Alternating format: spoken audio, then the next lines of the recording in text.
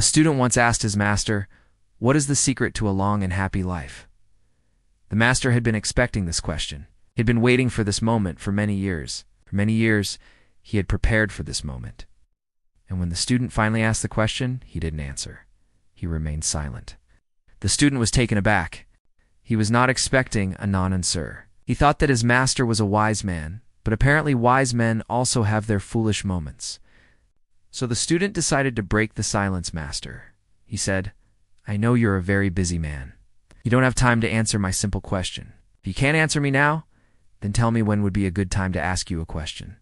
The master looked at him and said, "You will never understand," and again he fell silent. The student did not expect an answer like this, so he decided to try a different tactic. He went to his master's house at night when everyone was asleep.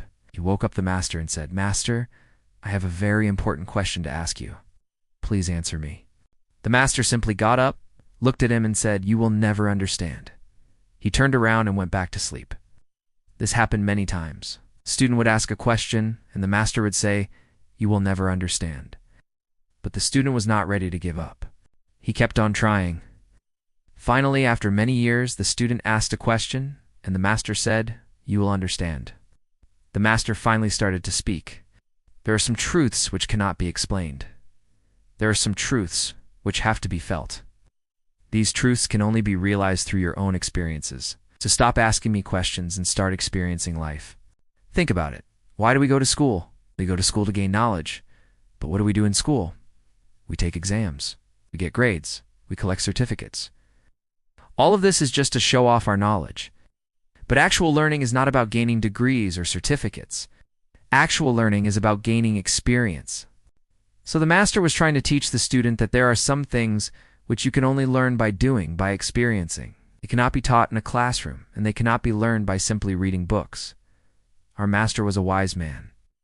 He knew that one day his student would ask him the ultimate question, the most important question. And he had been preparing for that moment for many years. He knew that the day his student asks him the right question, he would not answer verbally. He would answer in a way that his student would never forget, and that is what he did. So whenever you are with a wise person, always keep in mind that they might be testing you, trying to teach you something without actually saying it. And when that moment comes, you have to understand that the best teachers in this world teach more with their silence than with their words.